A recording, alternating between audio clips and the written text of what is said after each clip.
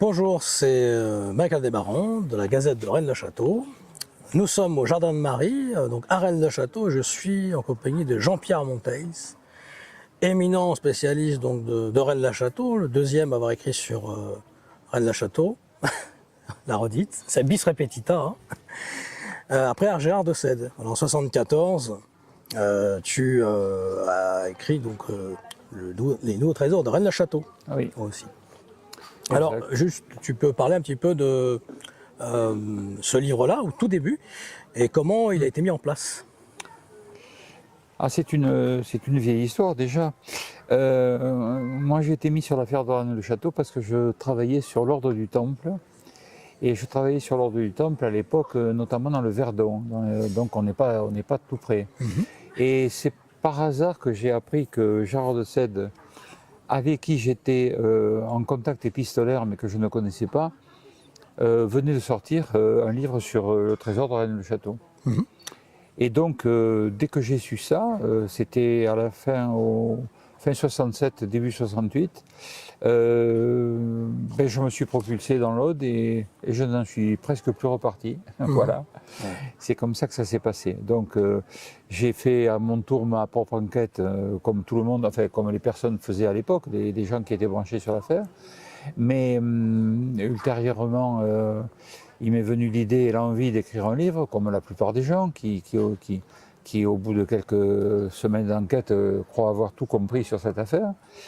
Et mon livre, je l'ai commencé en 71 et il est sorti en 74 sous le nom de Nouveau trésor à Rennes-le-Château ou le retour d'Ulysse. Donc voilà.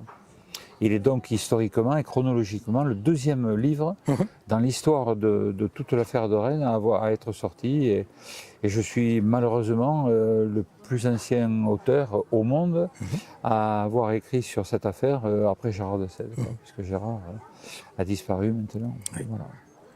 Pourquoi Ulysse ? Oh, j'ai voulu jouer sur deux niveaux. Ouais. Le premier sur un jeu de mots, le retour d'Ulysse, parce qu'à l'époque on était beaucoup sur la thématique de la mythologie mérovingienne, etc. Mais en réalité c'était quand même un peu plus profond que ça. C'était parce que Ulysse c'est l'archétype des voyageurs. Et donc le retour d'Ulysse, c'est celui qui fait un chemin et puis qui un jour revient à son point de départ. Alors moi je ne savais pas que je reviendrais à mon point de départ, j'y suis effectivement revenu, mais donc ce titre-là avait un petit peu quelque chose de prophétique, mais je ne le savais pas. Je ne le savais pas. Ouais. Alors tu as été consultant en développement territorial, donc tourisme, tu as été journaliste aussi professionnel. Tu as aussi travaillé pour les Cahiers de l'étrange, où tu étais rédacteur en chef. J'étais rédacteur en chef. Alors, ça, c'était quelle époque, justement? Années 70 aussi, parce qu'il y a les Cahiers de l'étrange. Alors, les Cahiers de l'étrange, c'était dans les années 76, 77. C'était à Nice, donc, où j'étais rédacteur en chef des Cahiers de l'étrange. Mais avant ça, je travaillais, j'avais été journaliste professionnel déjà, et puis j'ai continué à l'être après.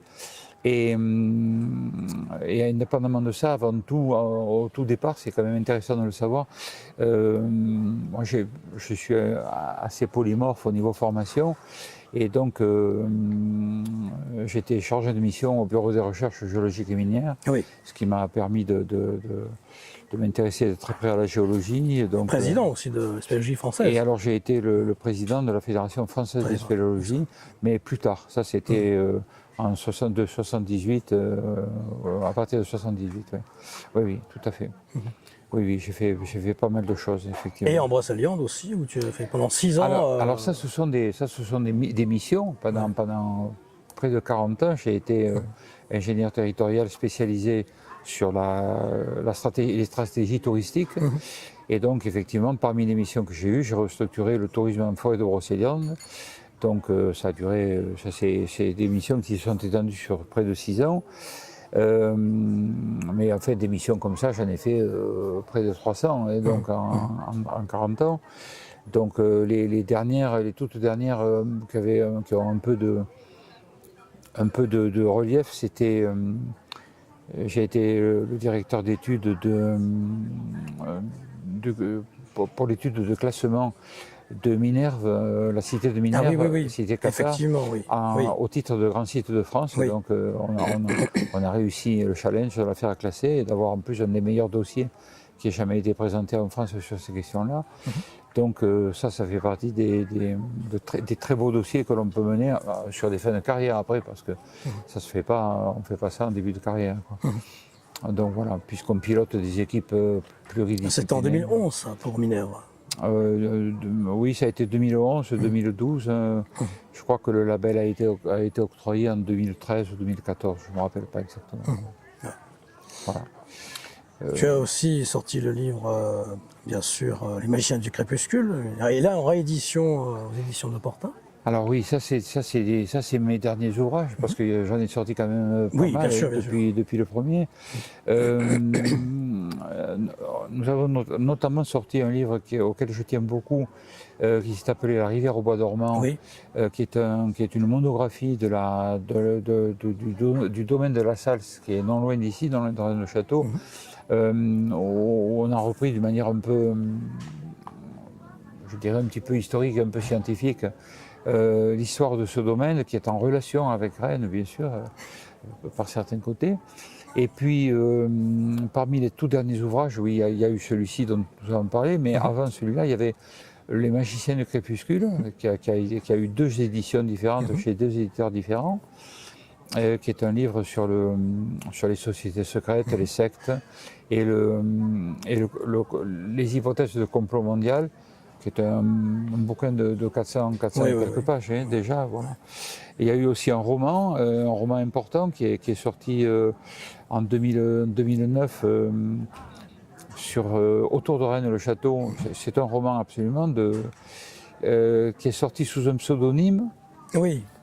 Et qui est resté et qui est sorti sous pseudonyme de Géraud de Barail, et sous le pseudonyme de L'Île Rouge comme titre, pendant 10 ans. C'est-à-dire que personne ne savait que c'était moi qui l'avais écrit, sauf mon éditeur. Et puis ultérieurement, il se trouve qu'on l'a réédité une deuxième fois en 2019 en changeant le titre sous mon nom, et il vient de sortir hier. Enfin, donc c'est du frais. Ouais. Il y a encore chez Philomène Alchimie. Voilà, chez Philomène Alchimie. Voilà. Donc, oui, c'est un peu intense en ce moment. Ah oui. Alors, justement, parce que tu viens de sortir L'énigme Qatar, une spiritualité sans croix, voilà. Chez Opportun Édition, donc, oui. On le présente ici. Voilà. Alors, ce n'est pas quelque chose de récent, ton intérêt pour les Qatars. C'est très ancien. C'est très ancien.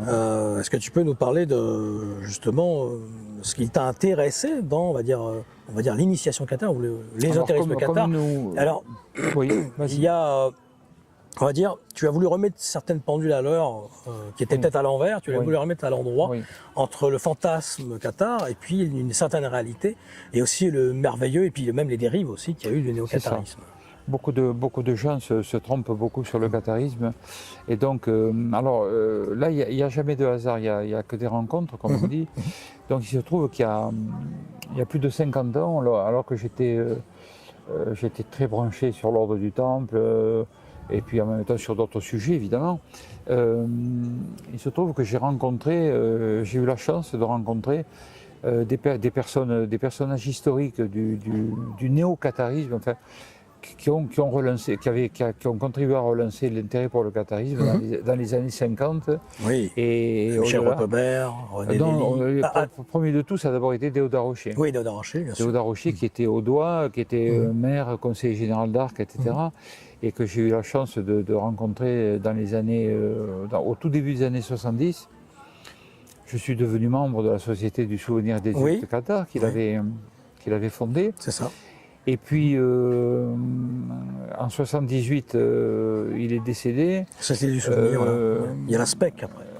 J'ai fréquenté ensuite Lucienne Julien, qui était la secrétaire générale, a recréé la société sous un autre nom, Spiritualité Qatar.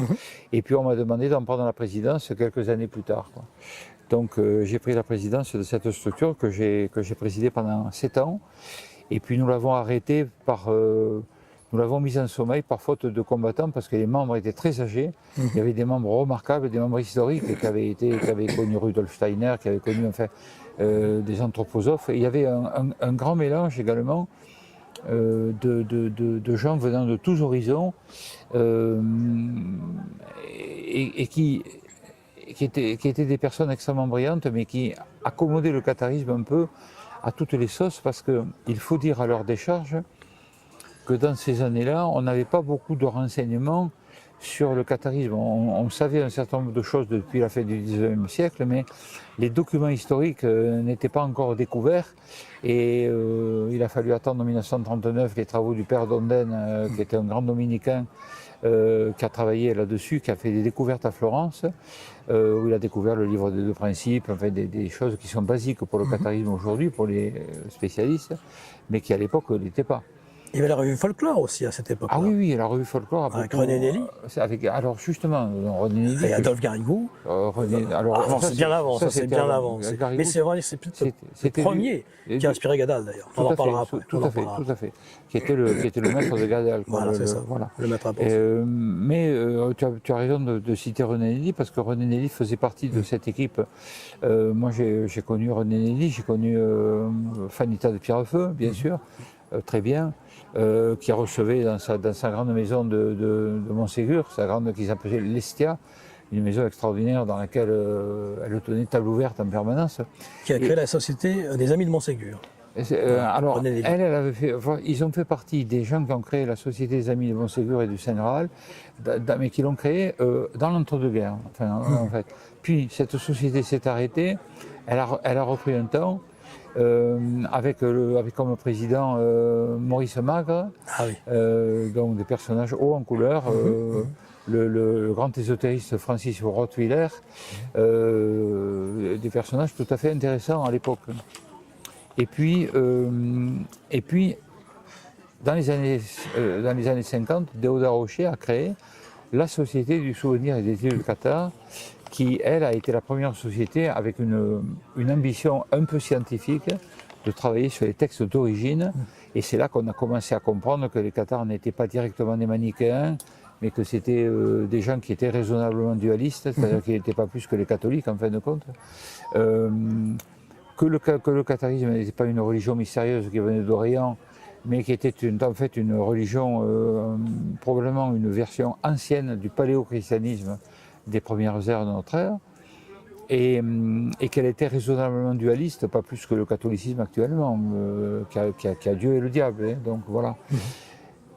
Mais qu'elle avait une part par contre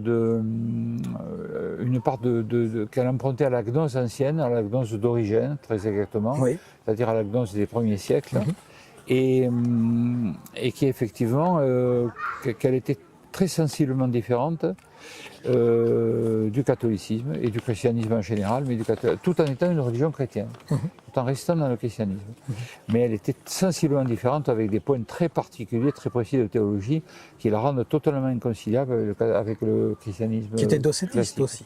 Alors ils étaient entre autres docétistes, c'est-à-dire que pour eux, en fait. Ça vient du verbe grec dokein, qui veut dire apparence. Donc pour eux, Jésus existait absolument, mais il était engendré et non pas créé. C'est là qu'on va commencer à rentrer dans des points de théologie compliqués. C'est-à-dire qu'il n'avait qu'une apparence humaine, il n'était pas humain en tant que tel. Ce qui veut dire que pour eux, Jésus n'a pas été torturé et il n'est pas mort sur la croix. Donc ça remet en question totalement la problématique catholique, notamment, puisque le catholicisme et le christianisme en général est fondé sur la fête de Pâques, qui est la résurrection. Or, le Christ, pour les Cathares, n'a pas ressuscité tout simplement parce qu'il n'est pas mort. Donc c'est très simple.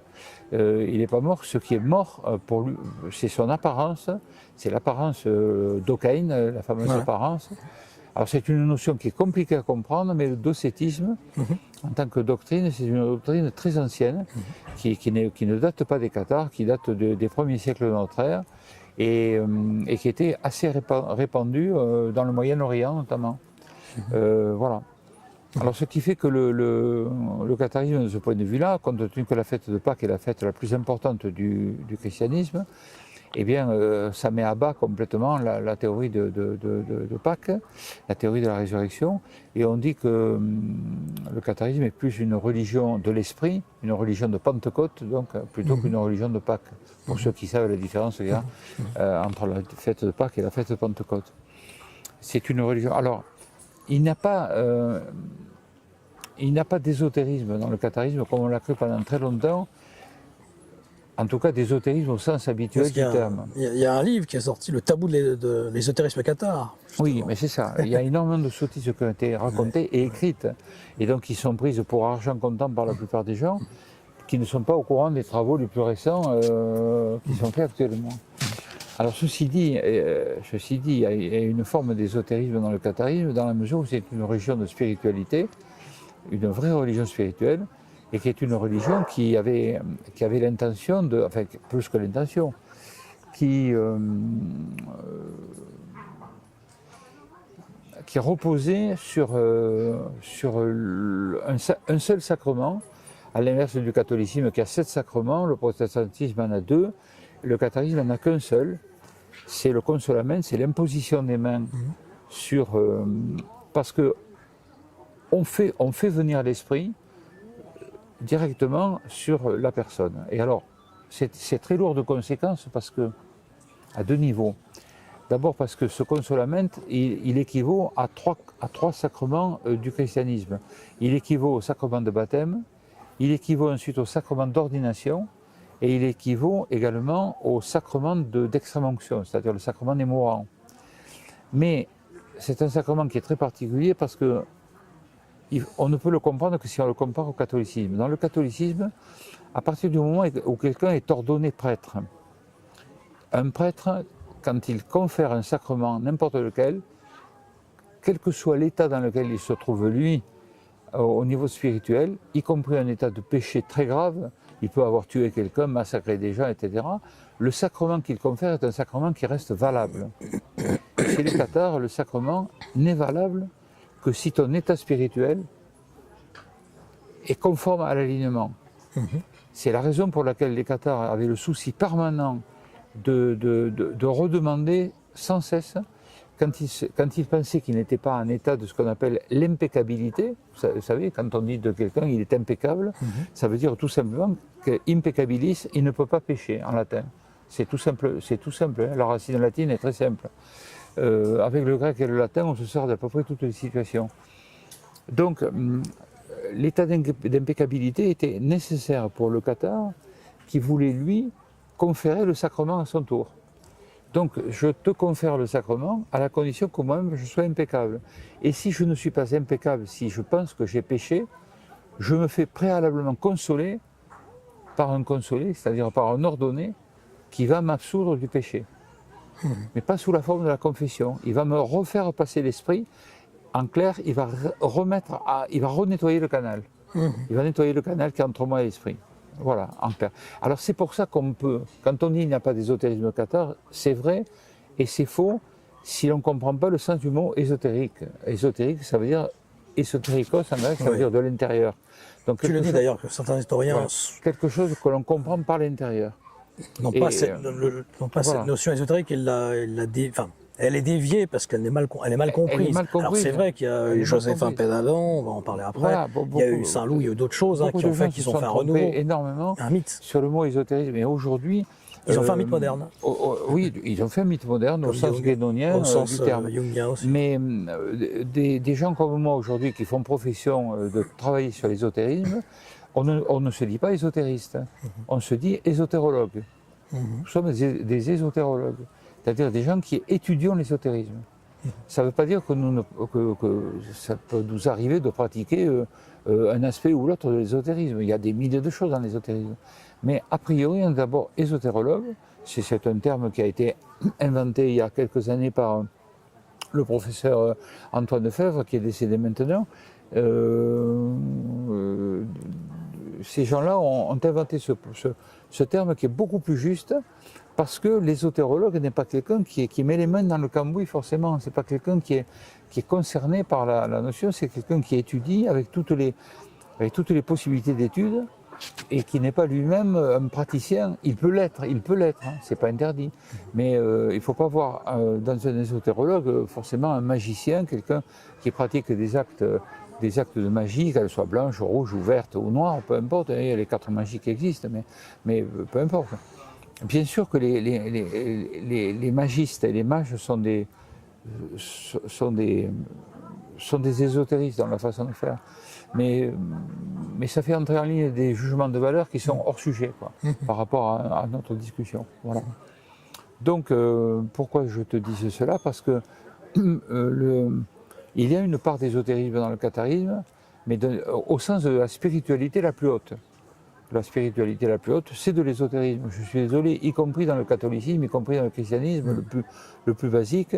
Si quelqu'un est y compris dans le bouddhisme, il y a une partie, à partir du moment où on est dans ésotéros, ésotéricos, c'est-à-dire de l'intérieur, où il s'agit d'un travail personnel que l'on fait sur soi-même, que l'on décortique sur soi-même, quitte à échanger avec les autres, il n'est pas interdit d'échanger avec les autres, et de lire aussi, eh bien, on est dans l'ésotérisme. Ceux de Lagarton les appelaient les gens de l'intérieur, d'ailleurs. Les gens de l'intérieur, oui, absolument. Les gens de l'intérieur, mais voilà. Donc, alors que dire d'autre? Interroge-moi. Michel Roquebert, oui. C'est quelqu'un qui t'a impressionné par sa prose aussi, dans l'épopée, dans Les Citadins du Vertige. Oui. Et puis bon, il y a l'épopée cathare aussi. Michel Roquebert m'a impressionné à plusieurs niveaux. Il m'a impressionné d'abord parce que c'est le plus grand historien de la geste cathare au sens militaire du terme. C'est-à-dire que c'est lui qui a le mieux décrit toute l'épopée cathare. Il a écrit 5 volumes qui sont irremplaçables, incontournables et extraordinaires, quoi. Il y a passé sa vie, hein. Lui au départ c'était un journaliste sans formation d'historien, et il a écrit 5 énormes volumes sur l'épopée cathare, où minute par minute il nous raconte 20 ans de croisade contre les cathares et 3 siècles, en débordement de l'épopée cathare. Il m'a impressionné parce qu'il écrivait remarquablement bien. Je lui ai dit plusieurs fois et ça le faisait sourire tout le temps. Mais je disais, Michel, vous ne vous rendez pas compte comment vous écrivez. Enfin, je veux dire, il a une prose extraordinaire. Et c'était un grand historien, un grand journaliste. Il est mort, il est décédé il y a 2 ans, à 92 ou 93 ans, là. Et il nous manque beaucoup. C'est vraiment une grande figure qui nous manque parce qu'en plus, c'était un débatteur extraordinaire, qui était capable de lutter contre les déconstructionnistes qui sont c'est ça. Voilà. Il y a toute cette... Alors c'est toute une école, voilà, ils sont pas nombreux, cette école, ouais. Il y a une école actuellement d'historiens patentés, historiens de l'université, qui ont essayé d'adapter au catharisme les techniques qui ont été mises au point en philosophie par Deleuze, Derrida, Foucault, même Heidegger, etc. Et cette technique est une technique qui est très saine en histoire, mais elle consiste à déconstruire, c'est-à-dire à prendre une proposition, quelle qu'elle soit, on la prend et au lieu de chercher à comprendre qu'est-ce qu'elle veut dire, on essaie de comprendre ce qu'en ont compris et ce qu'en ont dit et ce qu'ont voulu en dire les gens qui ont glosé dessus, qui ont parlé dessus. Alors c'est un peu compliqué parce qu'en philosophie ça marche très bien parce qu'en philosophie on brasse des concepts. Les concepts c'est des concepts, ce sont des idées. Comme l'idée nominaliste. Par exemple c'est un exemple par exemple. Entre autres, comme on peut gloser sur l'existentialisme. Qu'est-ce que c'est que l'existentialisme? Il y a même le ressentislisme. Voilà, le ressentisme, il y a plein d'autres choses. Ouais. En histoire, le problème qu'il y a, c'est qu'il y a les faits. Et les faits sont têtus en histoire.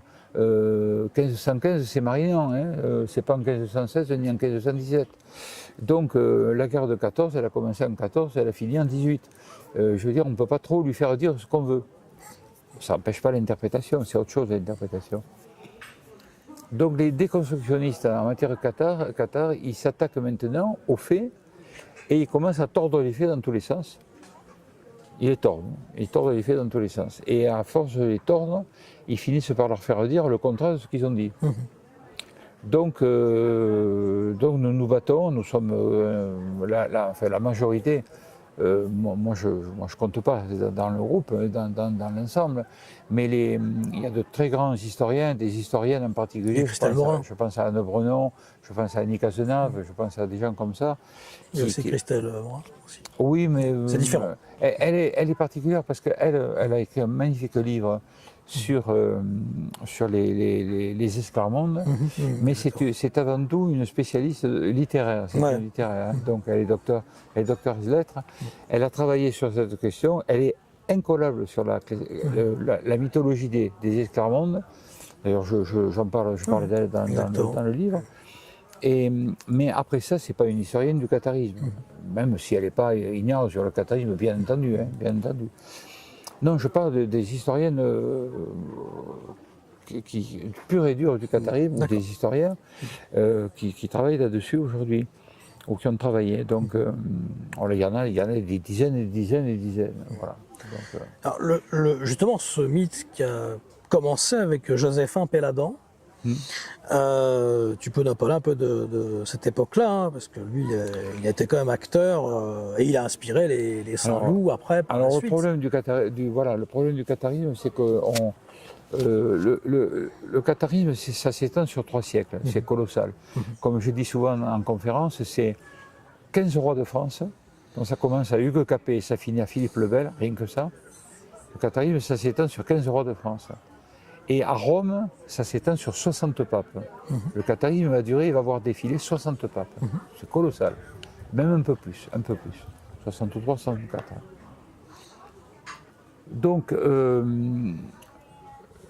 pendant toute cette période, il s'est passé énormément de choses. Et en fait, les mythes cathares, c'est-à-dire les inventions autour du catharisme, ont commencé à l'instant même où a commencé le catharisme. C'est-à-dire que dès que cette hérésie, aujourd'hui on n'emploie plus le terme d'hérésie, on emploie plutôt le terme de dissidence.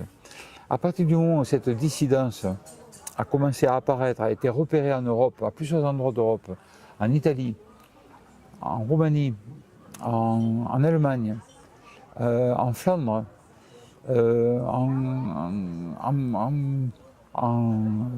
la vieille Lotharingie des ducs de Bourgogne, en Aragon, en Léon, on a vu apparaître le catharisme un peu partout. En fait, ce n'est pas une religion autonome et monolithique. Après l'avoir cru pendant longtemps, on s'est aperçu qu'en réalité, c'était plutôt un type de morale de vie, une façon de vivre, plutôt qu'une religion en tant que telle. Ils étaient à la fois des esthètes, et ils étaient plus des gens qui pratiquaient une morale de vie qu'une religion, à proprement parler, avec des dogmes très précis. Il y avait quelques dogmes dans le catharisme, mais ils n'étaient pas extrêmement nombreux, les dogmes du catharisme. Voilà. Par contre, ils étaient intraitables vis-à-vis d'eux-mêmes, ils étaient d'une très grande rigueur, mais l'église cathare était organisée de plusieurs manières. D'abord, il ne faut pas parler de l'église cathare, il faut parler des églises cathares. Il y avait plusieurs églises qui étaient autonomes. Il n'y a jamais eu d'unité dans le catharisme. Il y avait au minimum au départ 4 églises, l'église d'Agen, l'église de Toulouse et l'église de Carcassonne et l'église d'Albi. Et puis une 5e qui a été l'église de Razès à partir de 1226, qui a été créée ici à côté, à Pieusse, dans la banlieue de Limoux. Et parce que le catharisme occitan historique, il est né dans nos régions, il est né ici, hein, on y est au cœur, il n'est pas né à côté, quoi. Il est né ici. Donc ces églises avaient leur autonomie, elles avaient à leur tête un évêque qui ne ressemble pas du tout aux évêques catholiques avec une mitre, des ornements, etc. Les évêques étaient des hommes très modestes qui étaient habillés avec une simple robe de bure comme des moines.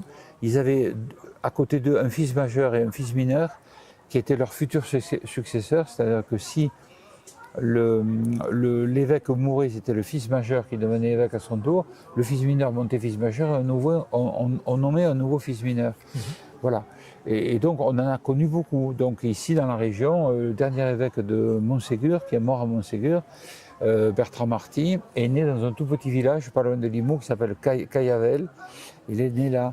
Le dernier parfait cathare de l'histoire du catharisme est né à Cubières-sur-Sinoble, au pied du Bugarache, et c'était Guillaume Bélibast. La dernière femme cathare ordonnée du catharisme est née elle s'appelait Aude Bourrel et elle est née à Limoux et elle est morte à Toulouse. Voilà. Et ces gens-là, comme je disais souvent au maire de Limoux, qui était un ami, je lui disais, tu as même pas une impasse ou une rue, une place qui porte son nom. Tu vois, c'est terrible, quoi. Enfin, je veux dire, c'est un oubli radical de ces personnages qui ont été immenses, quoi. Ce sont des personnages immenses par rapport à ce qu'ils ont incarné, quoi. Tu vois, et aux idées qu'ils ont transportées, qu'ils ont véhiculées. Donc voilà, qu'est-ce qu'on peut dire de... Alors là, on a dit 2 mots de l'église de Qatar. Un seul sacrement. Les Cathares ne faisaient pas de prosélytisme. Ils prêchaient. Alors, il y avait plusieurs choses dans l'église de Qatar. Il y avait les croyants. Les croyants, c'était vous et moi, n'importe qui n'avaient pas reçu le consolament. Et les Cathares de la hiérarchie de l'église étaient extrêmement indulgents parce que pour eux, l'enfer n'existait pas, ni le paradis. L'enfer, c'était ici-bas. Ouais, on était dans l'enfer. Donc, ce n'était pas la peine d'aller vous dire que vous aviez péché ou que vous alliez pécher, puisque de toute manière, nous sommes des pécheurs. Et le péché est consubstantiel à notre vie sur terre. Mais en revanche, à partir du moment où le croyant cathare acceptait de devenir un ordonné, acceptait de recevoir l'Esprit Saint, à ce moment-là, on lui demandait instamment, et il s'engageait lui-même, il s'engageait vis-à-vis de lui-même, vis-à-vis de personne d'autre, il s'engageait à ne plus jamais pécher. Et là, pour le coup, leur vie devenait d'une rigueur redoutable, puisqu'ils ne pouvaient plus mentir, ils ne pouvaient même pas dissimuler la vérité d'une quelconque manière. Donc, si on les attrapait et qu'on les torturait, beaucoup d'entre eux ont lâché le nom de leurs amis, etc., tu vois, de leurs frères et sœurs, parce qu'ils ne pouvaient pas mentir, ils ne pouvaient pas dissimuler. Pas mentir, ni par omission, ni en action directe, ni en aucune manière. Et puis pareil pour tous les autres péchés possibles et imaginables. C'est-à-dire, alors, pour quelle raison? Pas du tout parce qu'ils avaient peur de l'enfer, ils n'en avaient rien à foutre, mais vraiment rien à faire, pardon de l'expression. Ils considéraient qu'on était déjà en enfer. Mais ils considéraient qu'ayant reçu l'Esprit, s'ils mouraient dans l'état de péché, autrement dit, s'ils avaient trahi l'Esprit, eh bien, ils repartaient dans le cycle des incarnations, ils allaient se retrouver de nouveau à naître sous la forme d'une pierre, d'un animal ou d'un personnage. Parce que la plupart des cathares, alors on n'en est pas certain, mais on a la certitude que certains croyaient à la métampsychose, c'est-à-dire à la réincarnation. Qu'on pouvait se réincarner sous forme d'une pierre, d'un arbre, d'un animal ou d'un être humain extrêmement bas, quoi. Alors, ils avaient une peur terrible de revenir, parce qu'ils considéraient que nous avions été maudits et que le démiurge nous avait précipité, avait pris les esprits, avait décroché les esprits auprès de Dieu, pas intégralement, en partie, et les avait propulsés sur terre dans des tuniques de peau. Nos tuniques de peau, ce que nous sommes. Et qu'à partir de là, ils nous avaient emprisonnés là-dedans, et que nous recevions 2 types de tentations. Et là, ça commence à devenir compliqué. Les tentations de nature charnelle et les tentations de nature diabolique. Les tentations de nature charnelle, c'était des tentations contre lesquelles nous ne pouvons rien. C'est la faim, la soif, le sommeil, le froid, le chaud, les choses contre lesquelles on ne peut pas lutter, ou on peut lutter raisonnablement, mais il faut s'y soumettre. Et là, donc ces tentations-là, nous n'avions pas de libre arbitre, nous ne pouvions rien faire. Par contre, les tentations diaboliques, ce sont les tentations contre l'esprit. Et toutes ces tentations contre l'esprit, nous pouvons nous battre contre, même si c'est très difficile. Alors la première de ces tentations contre l'esprit, c'est évidemment l'acte sexuel, qui n'est pas une tentation, contrairement à ce qu'on pense, dans les premières, c'est-à-dire elle n'appartient pas aux tentations charnelles, elle appartient aux tentations diaboliques. Pourquoi? Parce que la tentation, parce que c'est une tentation diabolique que le démiurge a mis en nous, l'instinct sexuel, pour nous obliger à nous reproduire. Et pour nous obliger à nous reproduire, pour emprisonner toujours beaucoup plus d'âmes dans le corps. Donc pour nous tenir prisonniers par le sexe. Si on n'a pas la pulsion sexuelle, on n'a pas envie de se reproduire, la sexualité n'existe plus. Et donc de ce fait, quand tu meurs, tu peux rejoindre l'esprit. Donc pour te coller au sol, pour te coller dans la matière, il te donne envie de te reproduire. Et une envie, évidemment, souvent animale, qui nous dépasse.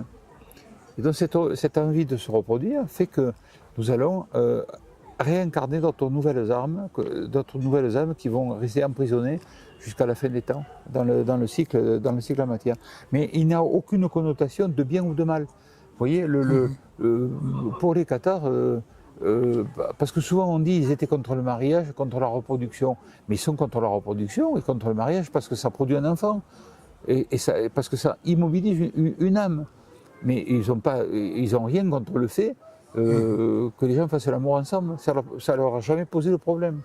C'est la raison pour laquelle, par rapport aux croyants, ils ne disaient jamais rien. Aux croyants, ils disaient, tant que vous n'êtes que croyants, faites ce que vous pensez pouvoir faire. Faites au mieux. Mais le jour où vous demandez, vous, volontairement, le baptême de l'esprit, à ce moment-là, il faut savoir que à partir du moment où vous aurez fait ce choix, vous pourrez toujours revenir en arrière, mais si vous revenez en arrière, vous vous remettez dans le cycle des incarnations. Tu vois ? Il n'y a pas de bien et de mal au sens comment pourrais-je dire ? Ça se rapproche un peu du bouddhisme, par certains moments. C'est assez près du bouddhisme, mais on évite de le dire pour qu'après les gens ne fassent pas d'amalgame, parce qu'après c'est très sensiblement différent du bouddhisme. Mais il y a quelque chose de cet ordre dans la volonté de ne pas nommer l'après, de ne pas nommer l'après. Les traditions inuites aussi, les traditions ancestrales, africaines, beaucoup de traditions même chamanistes d'Himalaya. Tradition primordiale. Tout à fait. Donc c'est pas du tout nouveau comme vision des choses, c'est une vision qui est très très ancienne, bien avant le christianisme, il n'y a pas de doute là-dessus. C'est une vision beaucoup plus ancienne. Dans les années 30, il y a eu Otto et Antonin Gadal qui ont fait des recherches sur le Graal-Pierre. Oui. Pour eux, c'était des parchemins. Alors, il faut savoir que Otto Rahn a écrit Croisade contre le Graal. Mais alors, certains disent que ce serait Gadal qui l'aurait écrit, mais on pense aussi qu'il a quand même fait sa part aussi, puisqu'il était quand même en fait, très connaisseur de la question. En fait, cette question que tu me poses me fait me rendre compte que je n'ai pas répondu à ta question préalable. Ta question préalable sur Péladan. Sur Péladan. En fait, j'étais parti à dire que les mythologies autour du catharisme sont nées en même temps que le catharisme. Et il y en a toujours eu. Au XVe siècle, il y a eu des grands réhabilitateurs du catharisme, des grands historiens. Et c'est pas ce qu'on attendait justement. Le premier grand historien du catharisme, c'était un pasteur protestant qui s'appelait Jean Chassagnon, en 1527. Qui a écrit les premières choses sensées et intelligentes sur le catharisme. Après lui, il y a eu Bossuet, le grand prédicateur du siècle de Louis XIV, qui a écrit des choses remarquables sur les cathares. Qui était même Voltaire s'y est mis à faire du catharisme anti-chrétien. Voilà, mais Voltaire a écrit beaucoup de bêtises. Oui, voilà. Il en voulait tellement à l'Église catholique que tout ce qu'il pouvait faire. C'est ça. Donc il faisait feu de tout bois, et il a écrit beaucoup de sottises sur le catharisme. Mais bon, voilà. Et alors, après, on arrive au 19e siècle, alors à l'époque romantique, etc., où là, on va voir sortir... Adolphe Garrigou. Comment ? Adolphe Garrigou. Voilà, alors là, on va voir arriver Garrigou, etc. Et on va voir arriver des gens étonnants qui vont s'emparer du catharisme pour en faire un porte-drapeau. Oui. Tantôt de la droite, tantôt de la gauche, tantôt des petites patries régionales, tantôt du fédéralisme international. Tantôt on l'a mis à toutes les sauces, le catharisme. Il a servi toutes les causes. Ce qui fait qu'une vache, il n'y retrouve pas ses veaux. Si on ne te l'explique pas en détail, tu te dis, mais c'est n'importe quoi. Donc il y a les faits libres, par exemple, les faits libres provençaux autour de Mistral, qui se revendiquent du catharisme, pour les faits libres blancs de droite. Ensuite, tu as les faits libres rouges, notamment de l'Aude, avec Prosper Estieux, instituteur à Rennes-le-Château, qui était là. Voilà. Il enseignait là derrière, Prosper Estieux, de l'autre côté de la rue, voilà. Et qui lui a été un des grands promoteurs du catharisme de gauche. qui a écrit, qui avait mis au point une revue qui s'appelait Montségur, dont il était rédacteur, avec Déodat Rocher, son ami qui était maire d'Arques, qui était à côté. Ils écrivaient la revue ensemble et ils étaient ennemis jurés de la Bessonnière, entre parenthèses, Estieux et la Bessonnière ne pouvaient pas se voir, parce que Saunière était curé de Rennes-le-Château quand Prosper Estieux était fait libre et instituteur de Rennes-le-Château. Avec Déodat Rocher, c'est différent, ils ne se sont pas fréquentés, Saunière et Déodat Rocher. Mais et c'est à cette époque-là, enfin vers la fin, qu'on a vu arriver évidemment le Sarpé-la-Dent avec la Rose-Croix de Toulouse, où là les mouvements ésotériques s'en sont mêlés. Et alors là, ça a été le grand Saint-Migondi. Donc là, on a touillé la soupe, quoi. On a tout mélangé. Hein. Un peu de carottes, un peu de navets, un peu de trucs. On a fait vraiment un pistou, tu vois. Un pistou. Donc. Et de là a découlé justement aussi Antonin Gadal et toute ça. Exactement. Alors, tu n'es pas dans la critique, mais tu es dans le fait que c'était plutôt peut-être un rêveur ou peut-être quelqu'un qui était un grand penseur, qui avait une spiritualité très profonde, on va dire. Tout à fait, mais dévoyé, enfin dérivé en tout cas. Mais dérivé. En fait, ce qui se passe, c'est que ce qu'il faut qui avait peut-être ressenti l'anima, on va dire, et pas forcément le réel. Il y a de ça, oui, c'est ça. Ce qu'il y avait derrière, c'est un peu ça. dans l'inconscient. En fait, il était excusable, Garrigou et les autres, ils étaient excusables de ne pas avoir tout senti parce que, si tu veux, comment te dire, ils n'avaient pas les documents qu'on a depuis. Depuis, on a des documents colossaux, on a le livre des 2 principes, on a la scène secrète, on a tout un tas de documents qu'on n'avait pas du tout à l'époque. En plus, des gens comme Garrigou étaient très influencés par des mouvements tels que les Fondeurs, puisque lui-même était président du Levante, c'est-à-dire une sorte de... Ah oui, alors il y a tout les charbonniers, les carbonari, voilà. On en revient finalement... Franc-maçonnerie forestière. Voilà, exactement. Bon. Memphis Mizraïm, ouais. Bon, donc là, on est chez les romantiques. Les romantiques, c'est en même temps la Rose-Croix de Toulouse, c'est tout ça, et qui vont chacun raconter la leur. Puis c'est là-dessus que vont se greffer derrière tous les mouvements de l'entre-deux-guerres, avec le mouvement de Maurice Magre, les faits libres qui continuent, etc. etc. Les charbonniers. Voilà. Et puis on va arriver, donc après les années 50, après la guerre, on va arriver à Saint-Loup. Il y a Saint-Loup aussi. Alors oui, ça c'est Catar à Montségur. Voilà. Alors Saint-Loup, Cormarie, Jean-Paul Bourg, qui est décédé l'année dernière, mais qui a écrit énormément là-dessus. Oui, effectivement. Voilà, oui. Et alors avec Saint-Loup, on voit entrer à la limite les flirts néo-nazis qui commencent à arriver tout doucement, parce que Saint-Loup est un ancien Marc Augier, c'est un ancien Waffen-SS français, donc qui a essayé de raccorder la doctrine Catar à la doctrine nazie. Et puis entre-temps, il y a eu quand même, bien sûr, Ottoran, là au milieu. Alors Ottoran, j'ai un gros chapitre sur Ottoran. Ottoran, on est... C'est pas clair, hein. Même Bernadac, moi, avec qui j'en ai pas mal parlé, n'était pas clair sur Ottoran. Ah bah il était plutôt contre lui, il voulait le faire de lui. Non mais il avait trouvé des choses, mais il n'avait pas tout trouvé. Son hypothèse aujourd'hui, son hypothèse sur Rudolf Hahn, elle ne tient plus. Elle ne tient plus. Moi j'en ai beaucoup discuté avec lui à l'époque, elle ne tient plus du tout. Mais il a vu beaucoup de choses, parce que comme il était du pays, que sa famille était là, que sa famille avait loué la maison de Bernadac, c'était sa tante qui avait loué la maison à la pension de famille à Ottoran. Mais il aurait dû se poser des questions.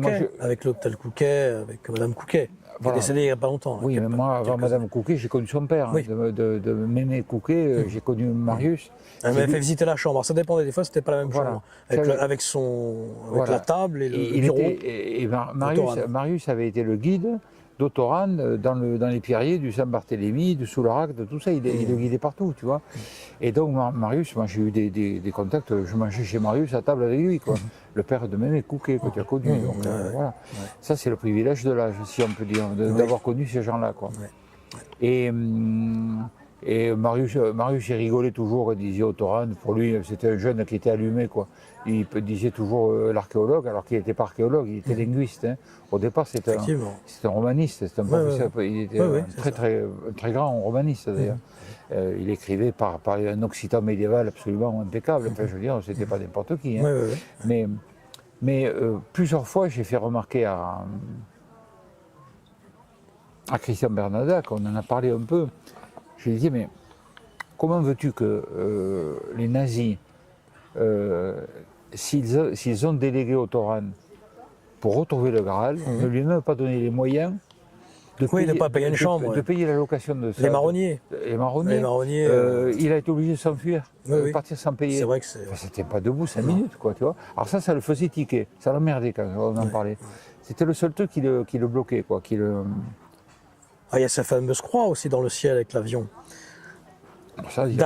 Oui, d'après Fabrice Chambon, il y aurait il y avait une photo qui aurait pu être retrouvée. Fabrice Chambon raconte ce qu'il a entendu raconter, tu vois. Oui, mais sur cette affaire d'avion, c'est vrai que c'est très complexe.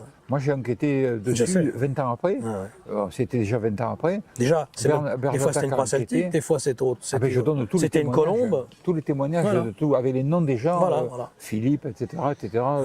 Toute la clique, tout le nageur. Donc on rappelle que c'était le 16 mars 1944. Voilà. On supposait même qu'il y avait... Tout à fait, pour le 700e anniversaire qu'il y avait Rosenberg dedans, même, dans l'avion. Voilà, Rosenberg. Et on a même des gens qui prétendent qu'il y avait même Otto Skorzeny. Oui, alors ça s'est vu après. Il y avait probablement personne, parce que c'était un petit avion de tourisme qui a fait aucune fumée ni aucune colombe, et voilà. J'ai pensé à autre chose, un peu qui rejoindrait certaines théories d'Eric Zurcher ou d'autres. Est-ce que ce ne serait pas un phénomène aérien qui serait apparu en miroir, en mimétisme du moment, du Zeitgeist, l'esprit du moment? Ça peut être ça aussi. On peut tout admettre. Hein. Ça peut être ça, ça est apparu en miroir de la mythologie actuelle qui était...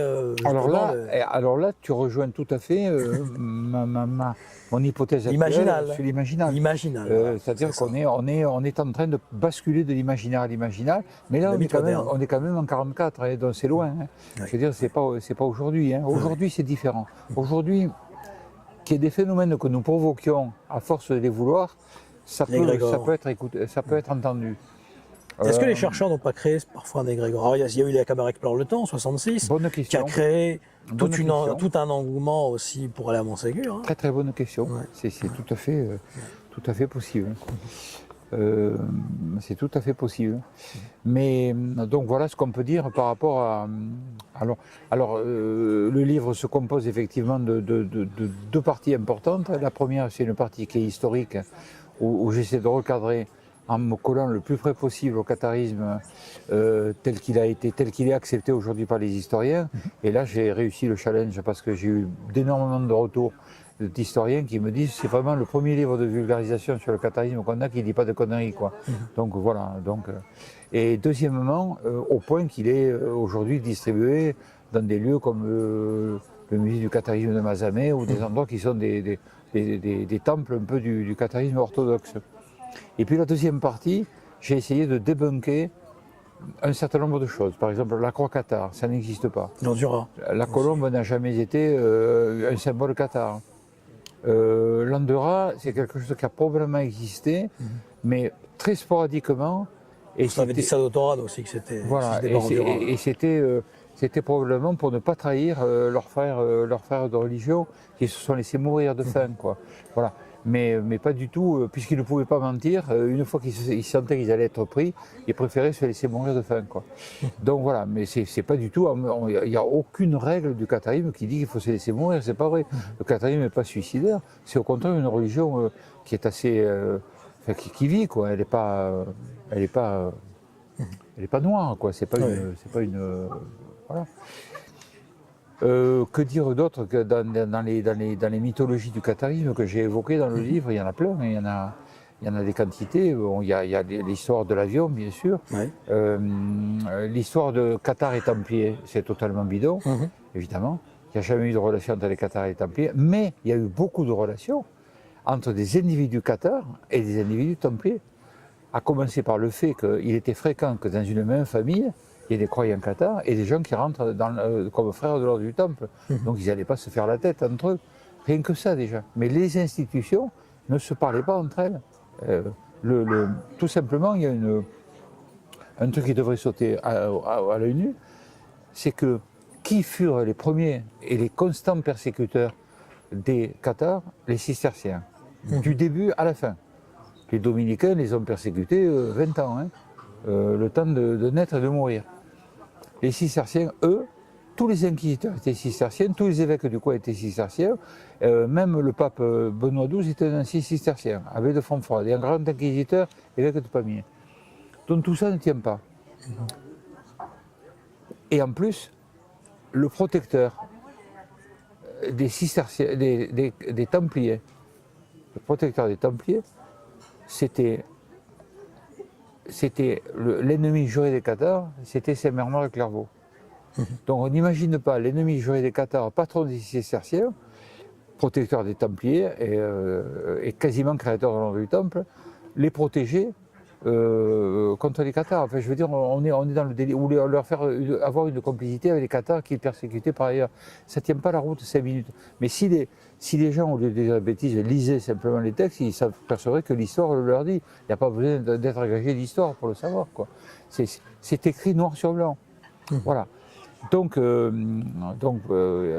de croix cathare. La croix que tu m'as montrée, elle n'est pas cathare du tout.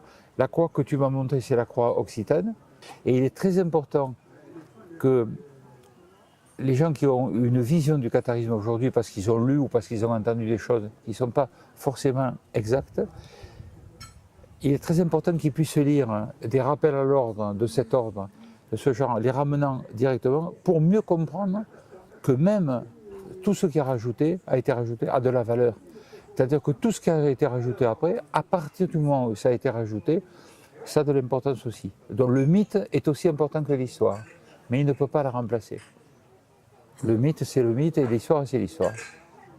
Voilà. Si tu avais un dernier message à faire passer, dans cet ordre-là, peut-être, par rapport à l'énigme cathare. Ben, je crois qu'il est important de totalement dissocier toujours l'histoire et le mythe et de ne jamais les opposer. C'est une grave erreur de les opposer. Par contre, ne pas les confondre entre eux, ça veut dire les posséder tous les deux si on le peut. Voilà. Et après, si on veut avoir une relation autre qu'une relation historique, mais quelque chose de plus personnel, être capable d'écouter son cœur et ses propres alignements sur ces choses-là. Parce que ça nous parle beaucoup, surtout à ces époques, surtout à une époque comme aujourd'hui. Ils ont encore des choses à nous dire. Voilà. Bien, merci beaucoup Jean-Pierre. Je rappelle donc l'énigme cathare, une spiritualité sans croix aux éditions de L'Opportun.